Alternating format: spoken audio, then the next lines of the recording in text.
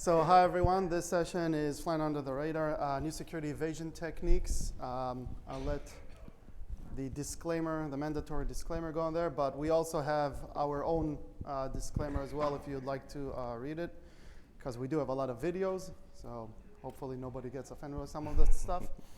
Tal, I'll let you introduce yourself first. Okay, thank you, Itai. So my name is Tal Darsan. I'm the manager for the Managed Security Services at Cato Networks, where I also oversee the Managed Threat Detection and Response Service, the MDR service. And I'm Itai Maor. I'm the Chief Security Strategist at Cato Networks, and I'm also the founding member of Cato Control. Control is the Cyber Threats Research Lab. We've actually just announced it about a week ago, and today we have our first report coming out, which also relates to some of the stuff that you'll see here today. Tal didn't mention, but we've been working together for 15 years now, I think, roughly. Worked together at RSA and the anti-malware and the research lab, worked together at Trusteer, and now we are at Control. And I believe this is our third or fourth presentation together at RSA. Yeah. Tal is going to be handling the majority of what you're going to see, but I need to give some context and some background. So the whole idea of flying under the radar is definitely not a new thing. We've been battling malware and phishing and cyber criminals who have tried to stay under the radar of detection for the better part of the last 20 years. And so to understand some of the more advanced techniques that Tal is going to show and demonstrate in a couple of minutes, I think it's worthwhile taking a look at the history of how we came to this point and some of the techniques that they use, because a lot of times the techniques are reused and just change very slightly. It reminds me of something that I said yesterday during my presentation, a quote from the movie Pirates of the Caribbean, where Captain Jack Sparrow says, "The problem is not the problem is your attitude about the problem," which I believe applies here as well. So let's take a look at the agenda. I'm going to start with some old school evasion techniques, phishing and malware. Tal is going to jump into modern phishing evasion techniques as well as malware evasion techniques. Assuming we have time, I'm also going to point out something that was discussed on this stage last year, which is abusing trust in the cloud, because that is another way to remain under the radar. So even more advanced techniques from today, using the clouds and legitimate applications and legitimate services to be undetected. And we'll give some takeaways towards the end. So kind of a reminder of how we got here. So let's get it back 15 years. Okay, some of you are familiar with this reference. I show this sometimes to my students. I teach at BC, and they have no idea what I'm talking about when I show this. What is this guy doing? So I'm glad some people understand this here. Okay, so let's take a look really quickly at some phishing evasion techniques. You'll see some code analysis, very simple to understand. And first here is, you'll see three different things. It is verification of credit cards using bin lists and Loon algorithms. So what you're looking at here is code from a phishing attack in which the criminals validate the information that you input into it. Why? Because this cat and mouse game between criminals and researchers have been going for a while. We're talking, when I say a while, we're already talking here at about 2011.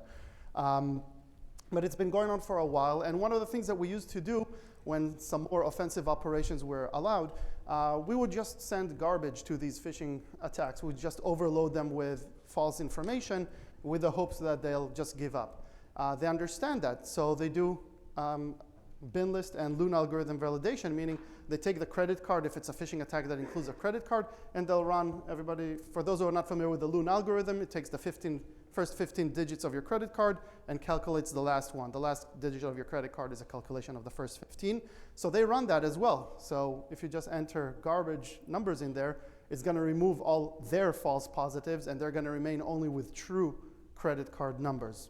Also, you can take a look at the bin list, the first 6 digits of the credit card, verify that it is indeed a legitimate bin list that is used by banks and issuers. And if it's not, just weed it out, because that is stuff that these pesky security researchers are trying to feed us. Micro-donation is another capability that they use, right? You get a credit card, do a 1-cent donation to the Cats and Dogs Association of South Dakota or something. And if it goes through, good, the card is fresh, let's use it. If not, throw it away. So it's their way of validating if the information is real or not. That is a way to validate the information that they receive. They also want to make sure that they keep us out of their websites, out of their phishing attacks, out of their malware, because they know once we start researching it, it's kind of like the clock starts ticking.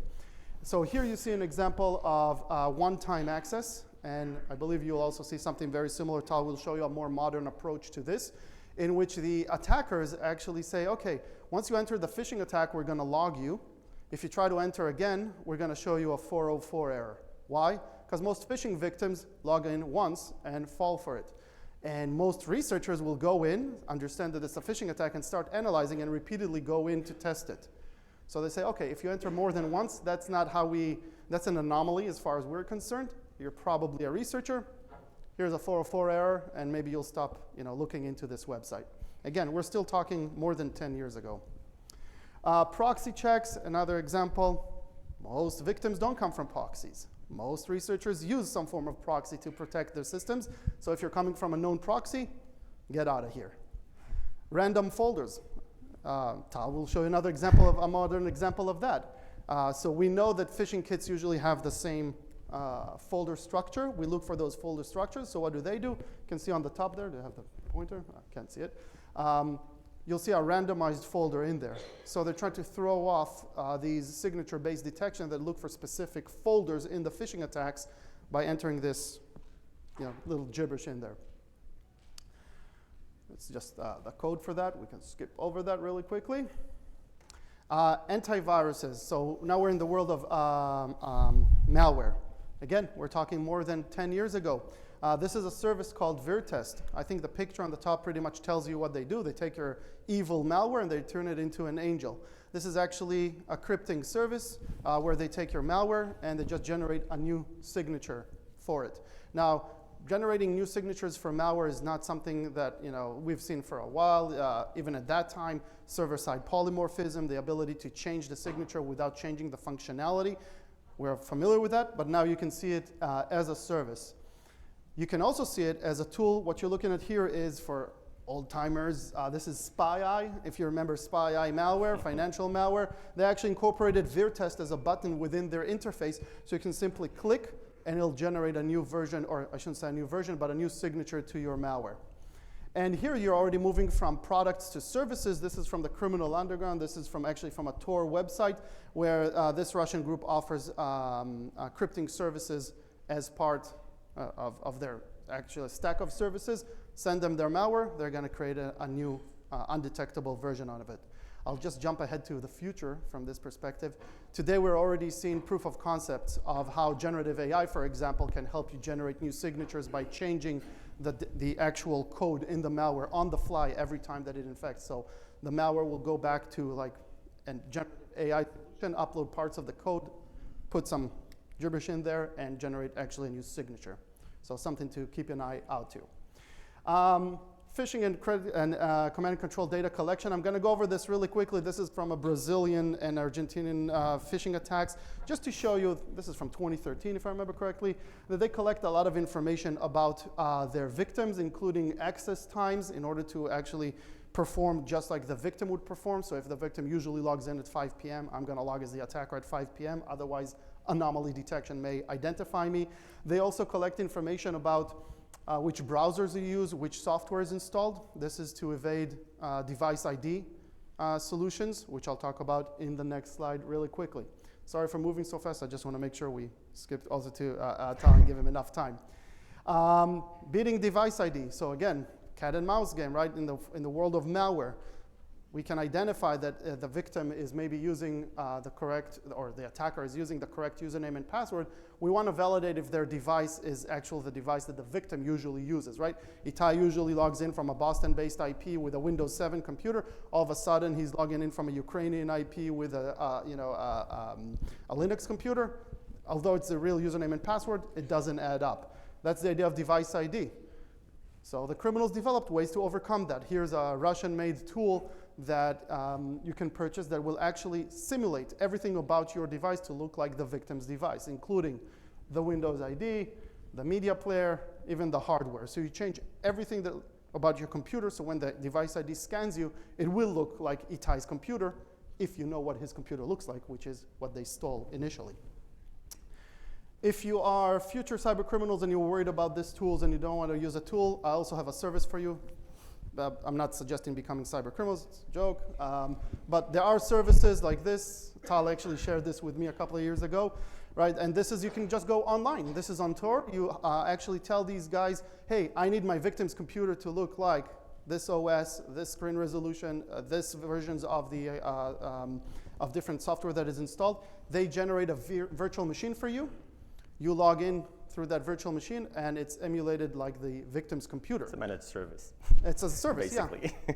Everything is as a service. Yeah. So you don't, we keep seeing this kind of like lowering of the bar. You used to need to know how to program, then you need to know how to buy and use the tools. Then you just need to, you know, you have the services. So it keeps getting easier. Towards the end of my section, bidding anomaly detection. This is just an interesting story that we dealt with when I was at RSA, when I was managing the research lab.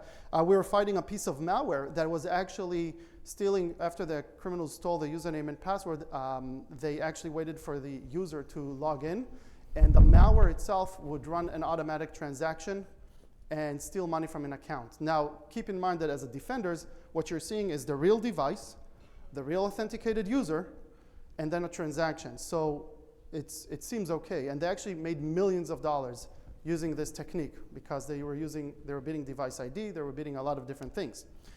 So we came into play and we said, okay, what do we do to beat this capability? And we said, okay, let's do a velocity check. You can't fill out a transaction page in less than a second. That means you're not human, and we'll stop these transactions. That worked for about 3 days, until they released a version with this code in it, which is very simple to understand. I think the name of the function is pretty obvious. It's called slow fill. So they reverse engineered our solution and just made the page fill out a lot slower to seem like a user is actually typing. So they put 200 millisecond intervals in there. So we said, okay, no human can type in the same exact intervals. And we identified this and we stopped it, again, for a very short time, because what did they do next? They randomized the time down there, exactly, and they just put it between 200 milliseconds and 1500 milliseconds. So again, this kind of like back and forth between criminals and security researchers. This is my last slide before I hand it over, because it also relates to some of the more modern stuff we're seeing. They're also trying to evade different security analysis techniques, things like looking at the, again, you can see how old this is. This is malware that is actually looking into the system and saying, am I installed on a physical hard drive or a virtual hard drive? Virtual hard drive, that's not a real victim. That's a virtual machine or a sandbox, and it deletes itself, right? So you have all kinds of tricks like that. You have this one, I remember this is from our days at Trusteer. This malware would reboot your computer in Linux with some fake excuse, and then delete all the files. We're going to talk about something very similar. Delete all the antivirus files, and then reboot in Windows. So it just clears the path for the installation of the dropper and the malware. And here you can see something like Rombertic, which is a malware that fought the sandboxes, right? All kinds of tricks to detonate malware in a sandbox. So you have sleeping, and you have kind of like this trick of writing to the memory but not doing anything malicious. So these things are kind of like back and forth between us and the criminals. And to take us back to current times, another little thing about AI. We're seeing the same thing happening today with malware who are trying to evade detection by AI code scanning systems. So the attackers are, and there's actually a talk about this by VirusTotal, the attackers are putting prompt injections into the code. So if it's being scanned by an AI system, the AI would read the prompt and would stop the analysis and say, this is not malware, this is safe. So they're already doing stuff like this today. There's actually a very well-known case for this on VirusTotal that went kind of like on Twitter that people read about, where an analysis of malware kept saying that this is just a cute file about puppies or something like that. So they're using prompt injection within the code. With that, if we're going so fast, I'm going to hand it over to Tal. Thank you for being so generous, Itai. Giving me a lot of time to speak today. Just a quick question before I'll begin my part of the session. How many of you are responsible for the security of your organization one way or another? All right, okay. Then that's quite good, because what I want to talk about here today, okay, I don't want to go too deep down about the techniques themselves, okay? I will show you some techniques. Now I'll begin with phishing, and we will be focused on that one. But I do want to kind of draw your attention about the importance of how to protect from these evasion techniques, okay? So by the end of this presentation, we'll discuss that. So I first want to begin with a little bit about the phishing trend landscape, okay? So first of all, phishing is a prominent threat that has been here for years and years and years back, okay, since the time that I started working with Itai in the industry back at RSA. And you know, we thought for ourselves like, well, this threat will be still relevant in these years, okay? And I'm always saying this sentence, and it's still relevant, and it's still becoming dangerous. And it's easy to develop, you know, because of the help of generative AI, okay? Generative AI also makes it quite easy for threat actors these days to produce phishing attacks. So the growth in TLD's top-level domains, okay, that's enabling, it's a major enabler for deploying more and more phishing attacks. So this recent year, Google just, you know, created another 8 top-level domains. You know, they're saying there, this is their own article, for dads, grads, and techies. But they're also helping threat actors to produce more phishing attacks on these top-level domains. So you can see on that graph there, on that trend line, the amount of phishing attacks according to the APWG recent trend report. You can see there a drop that is actually correlating to the time that Google just introduced these new TLDs, and then you can see the rise from that point in time. The drop, by the way, is the disabling of the service Freenom, which obviously was responsible for registration of these domains that were heavily associated with phishing attacks. Okay, so you can see that the trend is continue to be on the rise. 90% and even more of phishing attacks these days are also using SSL certificates, which makes it more hard to detect. And old phishing implementations are still in use. Some of the things that Itai was just discussed are still relevant these days, believe it or not. But the infrastructure for deploying phishing attacks on compromised websites via these services given on Darknet, first of all, the threat actor will be deploying a shell. He will compromise the website. There is a compromised type of service that will sell access, okay, to compromised websites to deploy phishing attacks, which make it quite easily for people to just gain access and pay for it on the darknet.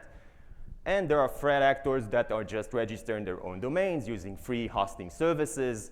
Phishing trends that are on the rise right now, and I'll talk about that in the next slides, are obfuscated keys, or heavily obfuscated keys, I would say. Reverse proxy attacks. Actually, we had a talk 2 years ago that I touched that topic, but it is on the rise as well. Randomized URL attributes. I will demonstrate that this technique as well. And you know, hosting attacks on legitimate cloud services is really a trend right now. Threat actors are utilizing that to evade security controls. And you can see on the figure on the right, okay, that phishing is a serious problem, okay? That's from the recent IBM cost of data breach report. You can see there the numbers, they're quite high. Business email compromised as a result of phishing compromised, and phishing attacks as initial access vector, causing major and severe costs to organizations that experience breaches. And now, with that, I want to move and focus on Microsoft Office 365 attack, okay? As this one is the most prominent and relevant attack for these days. So you can see there the article from Dark Reading that's stating it, and also this figure on the right side from the APWG report that marks the SaaS and webmail part as the second largest, okay? So the actual Dark Reading article was on a data that was from 2022. So I went and asked Copilot, what does he think about that? Would it still be relevant in Q1? And the answer is yes, it is still relevant. It's like the biggest portion there at 38%. Second is the G Suite with Google's, but I would focus my research here and my presentation on O365, because that's the largest one and the most interesting one from our perspective as well in our research lab. So just to begin with that, so you all know CAPTCHA, right? I mean, but do you understand that this is from a phishing attack? I mean, that's quite tricky that, you know, threat actors actually implemented legitimate methods to evade security controls, sandboxes, automations on their own attacks. Okay, so I would go into the first example that we investigated. So let's look at that. I took this website. I got into it because I got some report of a bypass.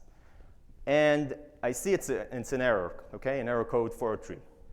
But if I look at it carefully, okay, it actually says, this request is blocked. Please try again in 5 minutes. If the error continues, contact Microsoft support and provide the error code, okay?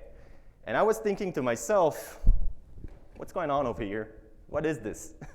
So I still see that the website, you know, you can see the URL there. There's nothing related here to Microsoft, and there's a link to contact Microsoft support. So I just click on it. Okay, see, I'm still on the same website. If you can see carefully with your good eye there, the URL bar, the URL itself. And then I'm reading this. Sign in so we can get you the right help and support. So, okay, let's press it. I don't know, what could go wrong? Okay, so I'm getting this page. Okay, none of these, I mean, both of these buttons, I'm sorry, they will just direct me into the actual phishing page, okay?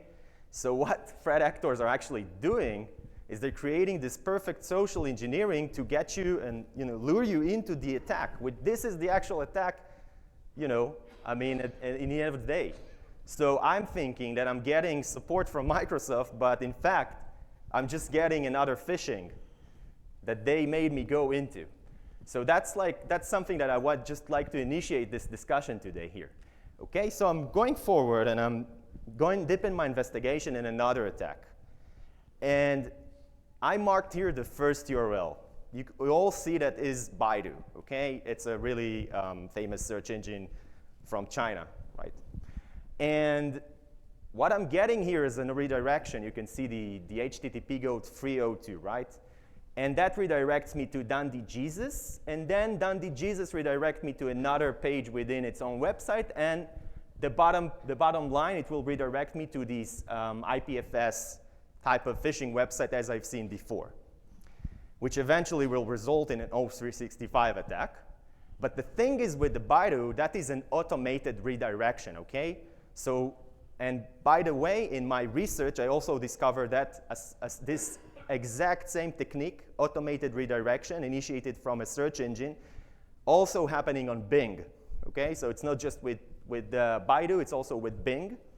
And these guys were utilizing these automated redirections to evade other security controls and security researchers in understanding what the hell just happened here. I mean, you know, once a researcher going in deep dive its investigation to understand the kill chain, where all these things began, because, you know, we don't always, as researchers, you must probably understand that we don't always have the ability to contact the end user, okay? We have logs, we have data, we have to deal with this all massive information, and down the line, this is what's happening. So I'm going to the exact same attack, and I want to investigate why the heck that was bypassed, okay? And I see that portion of code down there and up there, okay? So down there, I see just the redirection to the IPFS link, and up there, I see a base 64 encoding, okay, which is actually decoded by JavaScript ATOB, okay, function. And when I taken it here, now understand why before I couldn't even click on my keyboard going to the view source, you know, to the source code option. They literally disabled all the shortcuts and keys associated with this attack. Again, I don't know if this is something new. This is something that we actually seen for years, but you know, it's not that hard to go on developer mode and just try it out, okay? So that's actually new. What I'm about to show you, it's actually new. So what I've done here in this first example of anti-debugging, I first initiated the developer tools, okay? So I'm initiating inspect, and then I'm browsing to the actual phishing. And then I'm getting this prompt. So I want to show that one more time because it was a quick animated GIF. And I'm launching this inspect, okay? I'm just pasting the URL, and I'm getting this prompt again. And then I'm redirected to the legitimate Microsoft website, and you guess that my face wasn't look like the guy over the right side there, which is extremely happy. And I was like, okay, let's give it a shot. Let's give it another shot. So I'm getting into this other method, okay, that I've tried. So first, I'm going to the actual website, okay, and they added another layer of verification there, as you can see. And then I'm actually launching the developer tools inspection, okay? So yeah, it took me some, that time I was much more slower. Perfect. And now I'm getting this thing, okay? They actually placed a breakpoint that doesn't allow me to continue and investigate the code of this website. But, I mean, you see, these things, if you don't try to investigate and understand, you will be blocked. Or if there are automations that are trying to do that, they will probably fail. But actually, in fact, all you have to do is go on, in this case on Chrome, just disable breakpoints and play it. Okay, so that was an easy solution for this. So I guess this time they have kind of failed. But just to be clear, so yeah. Initially you started with the developer tools and then tried to load the website, so they saw that, they didn't let you into the website. Exactly. Then you load the website and you launch the developer tool, they noticed that and stopped that as well. Exactly. Yeah, so very similar to the stuff that we saw in the past of, hey, we have a researcher here, how do we stop him from progressing in the research? Yeah. So threat actors understand by this time that that researchers can utilize different resources from the actual attacks to detect this kind of attacks, okay? So you can see the resources like logo, footer, etc. This is how they look like, okay? This is their names. If you can see, these names are the legitimate resource names that were given by Microsoft, okay? This is not something that was created by the attackers. Even with these hashes at the end of the file name, these are the real legitimate resources. You can go on O365 and check that out. And it makes it easier for us to use that to create detection. But guess what? Threat actors already understood that by now. And they added different layers of randomization. So you can see some of these names are now randomized in few of these phishing kits. You can see the title there. It's also randomized over kits, so phishing, anti-phishing solutions won't be able to detect that quite easily. The subdomain and the URI, the web resources of the website, are also randomized per each session. Okay, so these are quite advanced techniques they use to evade this static and regex-based, let's put it this way, type of scanners. Another thing I wanted to show you guys here today is the challenge they added with Cloudflare. So many attacks, many phishing attacks these days are using Cloudflare to actually protect or verify whether you're a human before you're getting to the actual landing page of the attack. And that's, again, for blocking sandboxes, automations, making our life as defenders much more harder.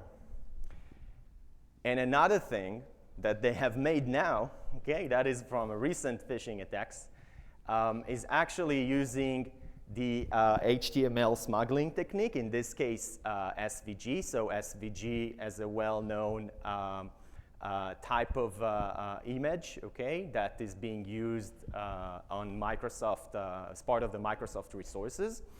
And what threat actors understood is they can actually embed that into the web page. So if you think about that, okay, embedding resources into the actual web page doesn't make the web page create like requests outside to the internet and requests for these resources, okay?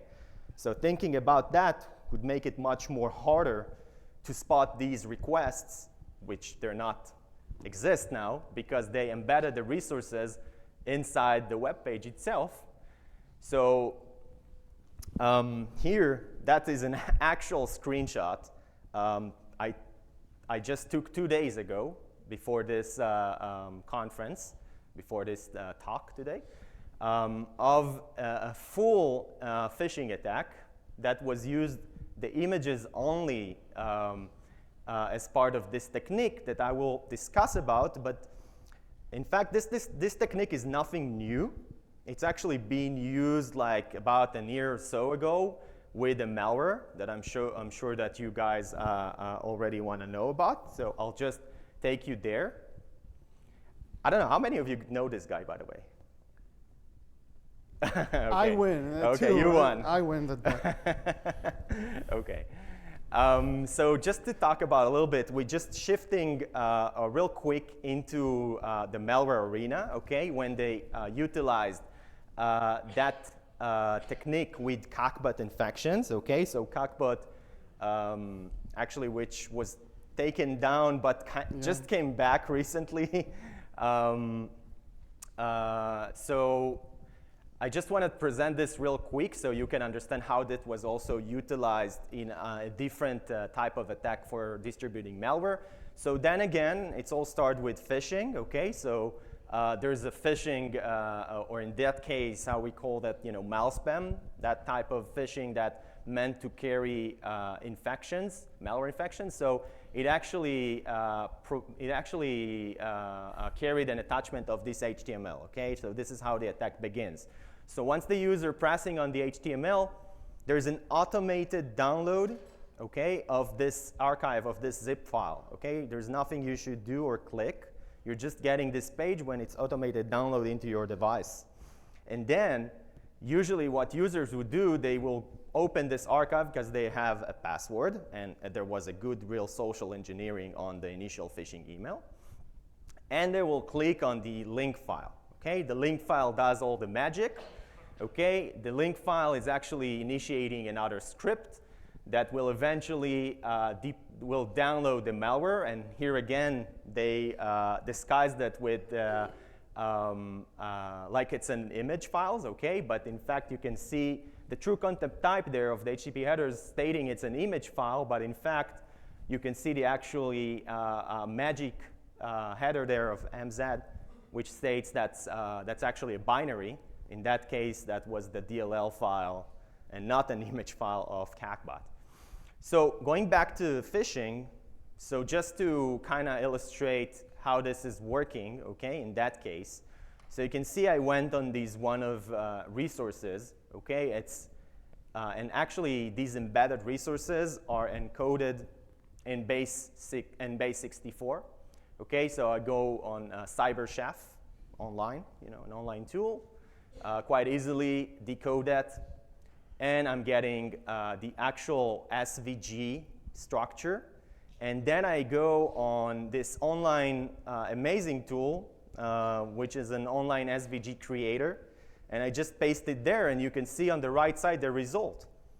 Okay, so there you have it. I mean, that is the Microsoft logo that was created from this SVG resource locally on the page without the need to go in to the internet or any other server and fetch that image.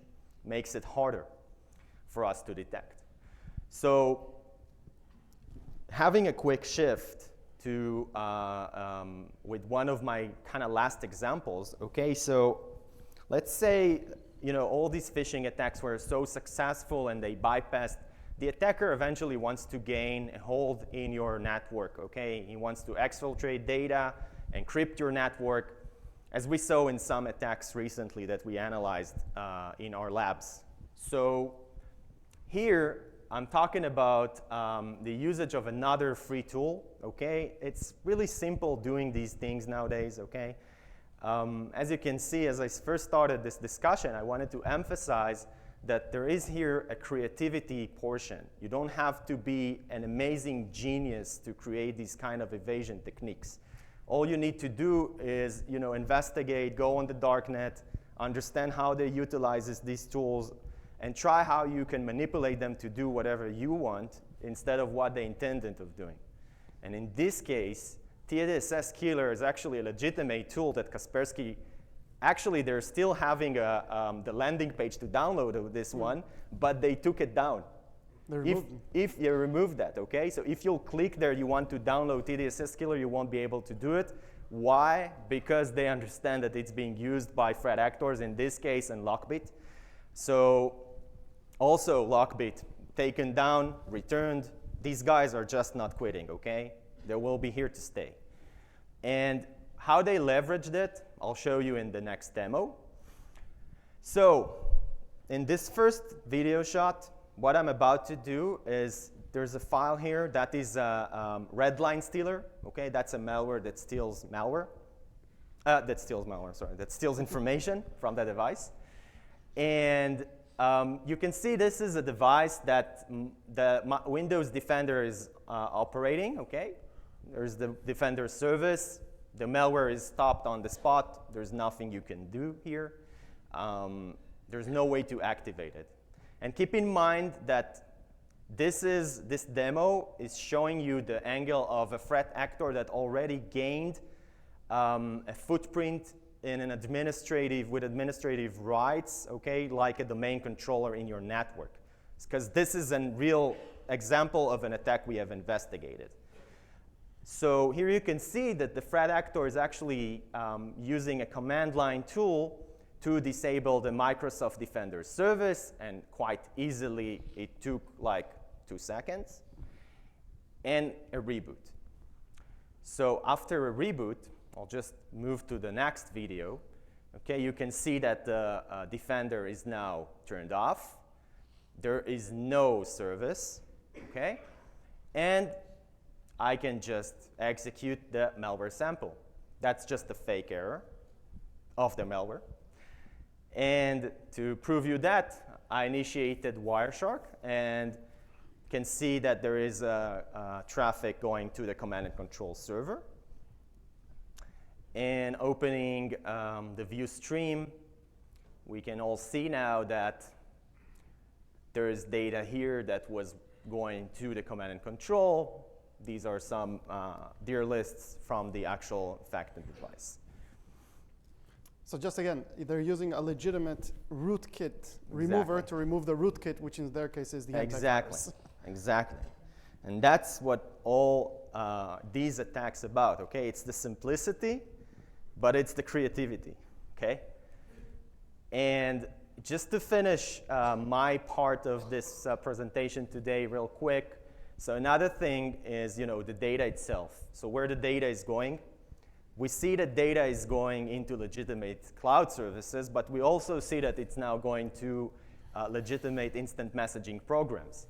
So in that case, threat actors started to use for phishing attacks and malware attacks Telegram as a drop zone to actually exfiltrate this data, and have a demo about that. So to go real quick about it, why they're using it, again, it's hard to block. Not all of us will think about, let's block this Telegram, because it's widely used, okay? It's legitimate. Anonymity, okay? It gives the threat actors the way to actually gain access to that platform as that serve as a middleman.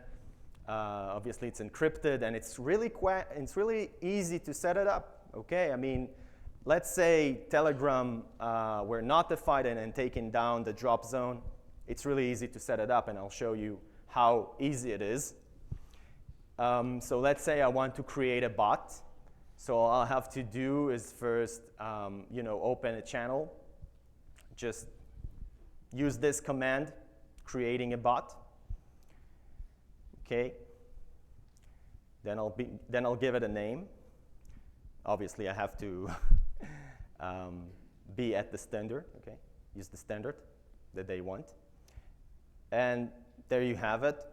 We have a bot that just created. So I want to begin and initiate just a real quick discussion. And yeah, okay, so let's go to the second part where this is the actual phishing attack is being used with Telegram as the drop zone. So you can see the email is already signed in, okay? It's like user@email.com, okay, for the demonstration. And I enter the password. And you can see that in the phishing kit, they implemented the send message API, okay? That's the API that allows the sending of messages to Telegram. And I used, obviously, the token they gave me initially. So you can see that the bot name here and the token are being used in this HTTP GET request. And you can see that the actual information was sent directly from the web page of the phishing into the Telegram bot channel.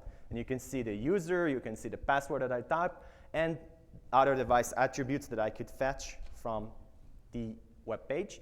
And think of it this way. So just a quick example how it looked like on real life. So let's say that's the threat actor. He receives a notification on his Telegram, and he can go directly on his machine, on his mobile phone, for example, and just see these credentials. And I'll hand it over to Itai to wrap it up. How much time do we have? 10 minutes. 10 minutes. I can still do this quick demo. I recorded it because doing the live demo would take a little bit longer. This is in relation to something that we actually talked about last year, and now Tal mentioned again. It's the idea of remaining under the radar by utilizing legitimate services like Telegram, like other tools. I'm assuming a lot of you use Google Drive. Anybody here you guys familiar with Trello? Trello, okay. I see some yes, some no. So Trello is like a project management tool. You can set up different lists and things to do. And attackers are utilizing this because if you think about a malware, it has 4 components. And apparently 3 out of the 4 components can be done in the cloud. This is called living off the cloud attacks. I personally have a lot of memes in my slides, and I really like this one. Because it is, again, not a very new idea. You have living off the land attacks, in where attackers say, oh, I'm on a server, it has PowerShell, awesome, I'll use that. Why? Harder to detect because it also has legitimate uses, harder to attribute it to me, because if you use a 0-day or some very sophisticated customized malware, then if there's enough research being done, then it can be identified who's behind this. Using legitimate tools is a lot harder for researchers. So as I said, there are 4 pieces for a malware. You need the actual malware, you need bidirectional communication, storage, we call it database for CRM, but it's another way for communication with malware. And 3 out of the 4 can be done through cloud services, legitimate cloud services. And why am I constantly saying this? Because you can't block the usage of Google Drive or Trello if your company uses Trello. So the attackers are taking advantage of it. How? And by the way, which attackers? There's already multiple confirmations of APT29 Cozy Bear, APT41, that's Wicked Panda, utilizing the exact demo that I'm going to show you now. I'm going to show you the APT29 one. APT41 is utilizing Google. And the attack, before I go into the attack, I'm sorry. It was my responsibility to show the past stuff. Nothing new here as well. I remember in 2000 and I want to say 10 was when I first when we started seeing this at RSA.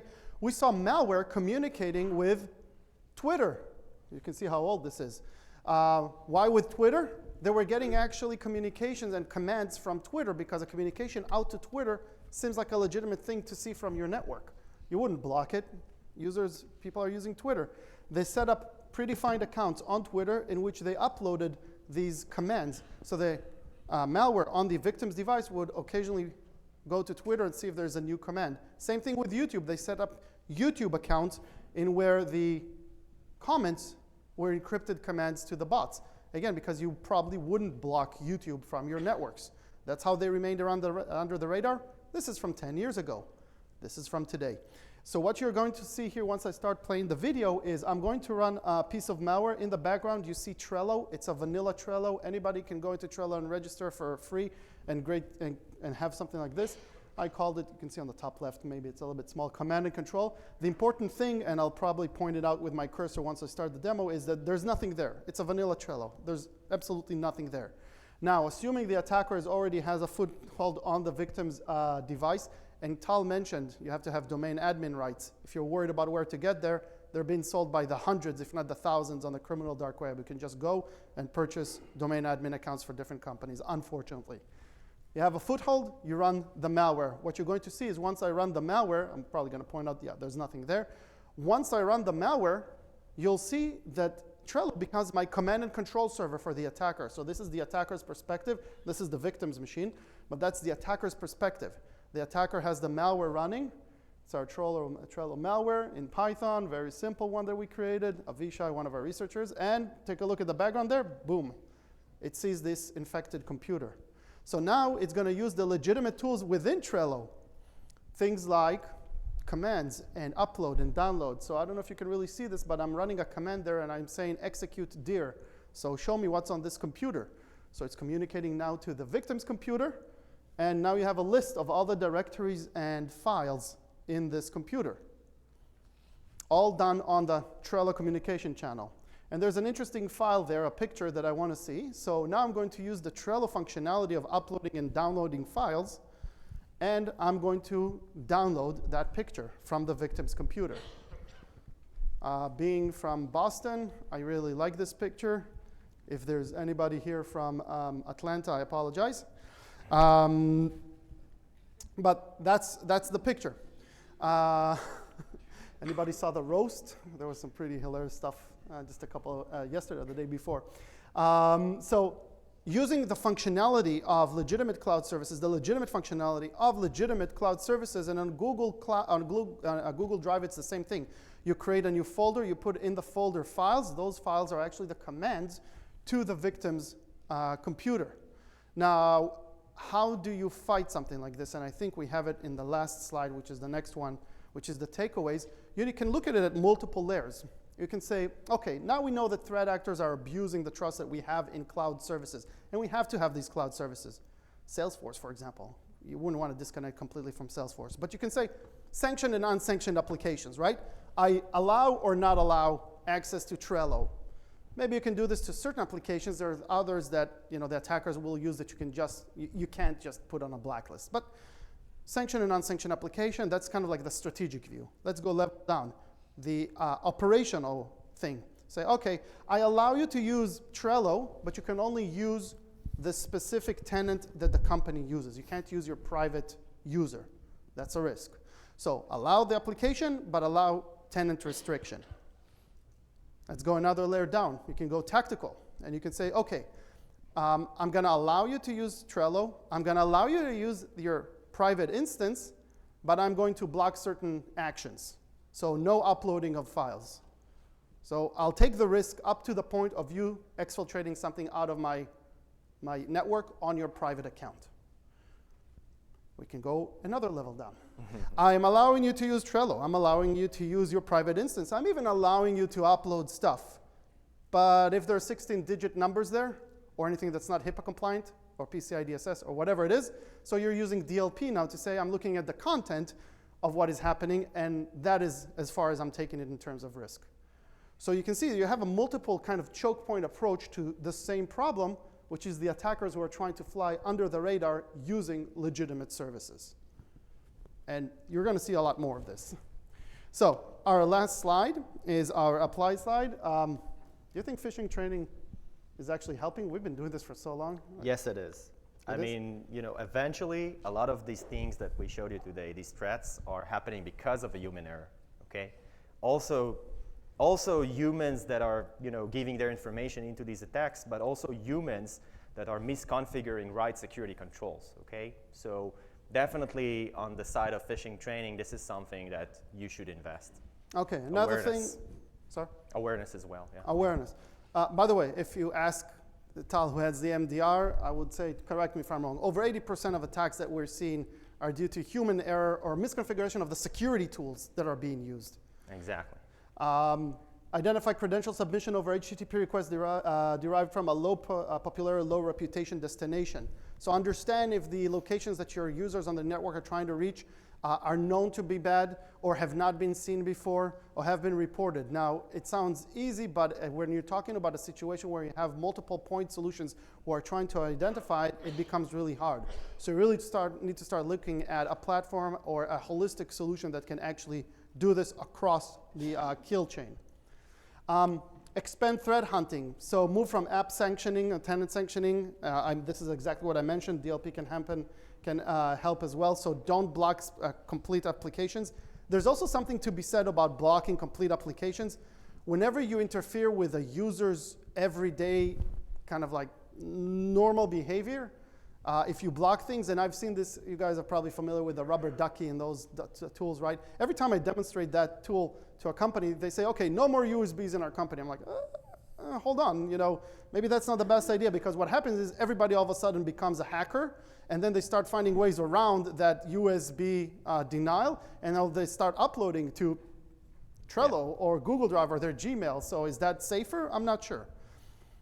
We have to stop. So last things, proactively reduce the attack surface, right? Yeah. Very quickly. So I would say, I mean, you guys should always think proactively about how you're always configuring your security controls, okay? Like, if I have to say it in just one sentence here, okay, like it's better safe than sorry, okay? That is my kind of one sentence for that one. And like I said, multiple choke point approach to these threats. We're over time, so what we're going to do is we're not going to do a Q&A, but we have to clear the room. Tal and I will be outside if you wanted to have any questions. Thank you for attending. We hope you learned something new.